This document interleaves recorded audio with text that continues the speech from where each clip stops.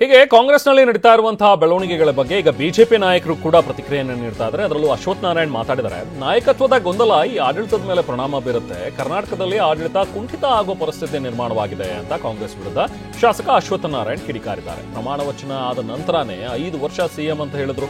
ಆದರೆ ಕಾಂಗ್ರೆಸ್ನಲ್ಲಿ ಅಧಿಕಾರ ದಾಹ ಹೆಂಗಾಗ್ಬಿಟ್ಟಿದೆ ಅಂತ ಹೇಳಿದ್ರೆ ತುಂಬಾನೇ ಜಾಸ್ತಿ ಆಗಿದೆ.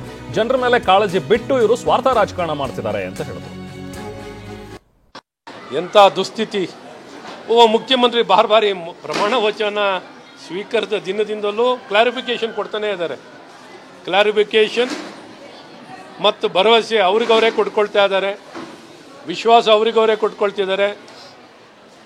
ಮುಖ್ಯಮಂತ್ರಿ ಇದ್ದು ಸಹ ತಮ್ಮ ಸಹಪಾಠಿಗಳೇ ಹಲವಾರು ಜನ ನಾನು ಮುಖ್ಯಮಂತ್ರಿ ಸ್ಪರ್ಧೆಯಲ್ಲಿದ್ದೀನಿ ಅಂತ ಬಹಿರಂಗವಾಗಿ ತಮ್ಮ ಸಚಿವ ಸಂಪುಟದ ಸಹೋದ್ಯೋಗಿಗಳೇ ಹಲವಾರು ಬಾರಿ ವ್ಯಕ್ತಪಡಿಸಿದ್ದಾರೆ. ಯಾವ ರೀತಿ ಸಚಿವ ಸಂಪುಟ ಇದೆ, ಯಾವ ರೀತಿ ವ್ಯವಸ್ಥೆ ಇದೆ ಅನ್ನೋಂಥದ್ದು ನಾವು ನೋಡಿ ಹಾಸ್ಯಾಸ್ಪದವಾಗಿರುವಂಥ ಪರಿಸ್ಥಿತಿ ನಿರ್ಮಾಣ ಆಗಿದೆ.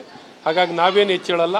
ಅವ್ರು ಮುಂದುವರಿದ್ರೆ ಸಂತೋಷ, ಮುಂದುವರಿಲಿ. ಇನ್ನೊಂದಾಗಲಿ ಅವ್ರ ಪಕ್ಷಕ್ಕೆ ಬಿಟ್ಟಿರೋದು. ನಾವೇನು ಅದ್ರ ಬಗ್ಗೆ ನಮ್ಮದೇನು ತಕರಾರಿಲ್ಲ. ಒಳ್ಳೆ ಆಡಳಿತ ಕೊಡಿ ಅನ್ನೋದು ನಮ್ದು ಅಷ್ಟೇ ಒತ್ತಾಯ.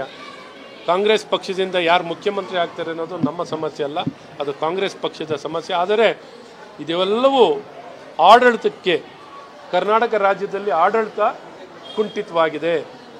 ಆಡಳಿತಕ್ಕೆ ಈ ಪರಿಣಾಮ ಬೀರಿರುವಂಥದ್ದಾಗಿದೆ. ಆಡಳಿತದಲ್ಲಿ ಸಾಕಷ್ಟು ಸಮಸ್ಯೆಗಳನ್ನು, ಆಡಳಿತದಲ್ಲಿ ವಿಫಲತೆ ಕಾಣಲಿಕ್ಕೆ ಈ ನಾಯಕತ್ವದ ಗೊಂದಲ ಕರ್ನಾಟಕ ರಾಜ್ಯದ ಆಡಳಿತದ ಮೇಲೆ ಪರಿಣಾಮ ಬೀರಿರುವಂಥದ್ದು ಭಾಳ ಸ್ಪಷ್ಟವಾಗಿ ವ್ಯಕ್ತವಾಗ್ತಿರುವಂಥದ್ದಿದೆ.